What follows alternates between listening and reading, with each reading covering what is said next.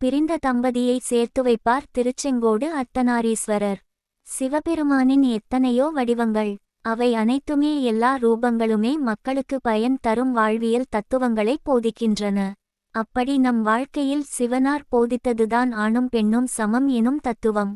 சிவம் இல்லையேல் சக்தி இல்லை, சக்தி இல்லையேல் சிவமில்லை எனும் போதனையை நமக்கு வழங்கியதை இன்னும் உணர்த்துவதற்காகத்தான் தன் இடபாகத்தை உமையவளுக்கு தந்தார் சிவனார்.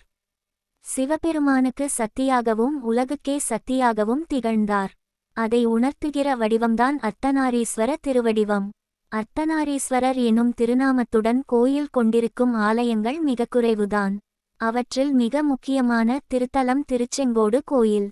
அழகிய மலையின் மீது அமைந்துள்ள அற்புதமான திருத்தலம் இது. தேவார பாடல் பெற்ற தலம் இது.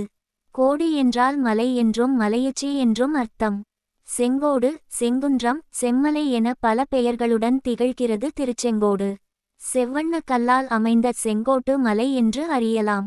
செங்கோட்டின் பெரிய மலைமுகடு நாகமலை என்றும் சிறிய முகடு நந்திமலை என்றும் அழைக்கப்படுகிறது. திருச்செங்கோடு மலையை நாகாசலம், நாகமலை, நாககிரி, உரககிரி என்றும் சொல்வார்கள். மலையின் மீது ஸ்ரீயர்த்தநாரீஸ்வரர் கோயில் ஒருபுறமும் ஸ்ரீபாண்டீஸ்வரர் கோயில் இன்னொரு பக்கமும் உள்ளது. அடிவாரத்தில் செங்குன்றூரின் நடுவே ஸ்ரீகிலாசநாதர் கோயில் உள்ளது. ஆக இங்கே இந்த தலத்தில் 3 சிவாலயங்களை தரிசிக்கலாம். திருப்பைநீலி, திரியங்கோய்மலை முதலான தலங்களுக்குச் சென்று பதிகங்கள் பாடி வழிபட்ட ஞானசம்பந்தர் வழியெங்கும் பல தலங்களை தரிசித்து வழிபட்டபடியே திருச்செங்கோட்டுக்கு வந்தார்.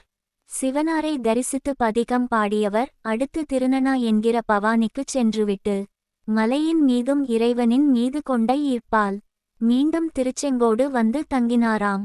அத்தனை அழகும் கம்பீரமும் வாய்ந்தது இந்த மலை என வர்ணிக்கிறது ஸ்தல புராணம். மலையடிவாரத்தில் இருந்து செல்ல, அதாவது நகரின் நடுப்பகுதியில் இருந்து படிக்கட்டுகள் உள்ளன. அதேபோல் ஊருக்கு கிழக்கே உள்ள சாலையில் இருந்து மலையுச்சிக்கு வாகனங்களில் செல்வதற்கு சாலை வசதி உண்டு. படிகளின் வழியே செல்லும்போது பெரிய மலைக்கும் சிறிய மலைக்கும் இடையே அமைந்துள்ள நாகர்பள்ளம் எனும் இடத்தை பார்க்கலாம்.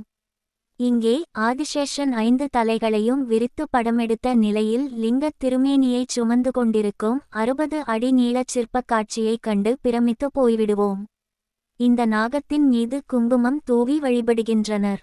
நாகதோஷம் உள்ளவர்கள் சிறப்பு வழிபாடு செய்கின்றனர். அடுத்ததாக இருக்கிற 60ஆம் படியில் பிணக்குகள், வழக்குகள் உள்ளோர் சத்தியம் செய்து தங்கள் பகையை முடிப்பதும் வழிவழியாக இருக்கிறது. திருச்செங்கோடு திருத்தலம் சென்னை நங்கநல்லூரில் உள்ள அர்த்தநாரீஸ்வரர் கோயில் முதலான தலங்களுக்குச் சென்று தரிசித்து வழிபடுங்கள். அர்த்தநாரீஸ்வரர் திருவுருவ படத்தை வைத்து வேண்டிக் கொண்டால் கணவன் மனைவி ஒற்றுமை மேலோங்கும். அர்த்தநாரீஸ்வர ஸ்லோகம் பாராயணம் செய்து மனதார பிரார்த்தனை செய்து கொண்டால் மங்கள காரியங்கள் தடையின்றி நடந்தேறும். அர்த்தநாரீஸ்வர மந்திரம்: ஓம் ஹும் ஜும் ஷஹ அர்த்தநாரீஸ்வர ரூபே ஹ்ரீம் ஸ்வாஹா. திங்கட்கிழமை, அமாவாசை, பெளர்ணமி முதலான நாட்களில் வீட்டில் விளக்கேற்றி அர்த்தநாரீஸ்வர ஸ்லோகம் பாராயணம் செய்து வழிபடுங்கள். பிரிந்த தம்பதி ஒன்று சேருவார்கள் என்கிறார்கள் ஆச்சாரிய பெருமக்கள்.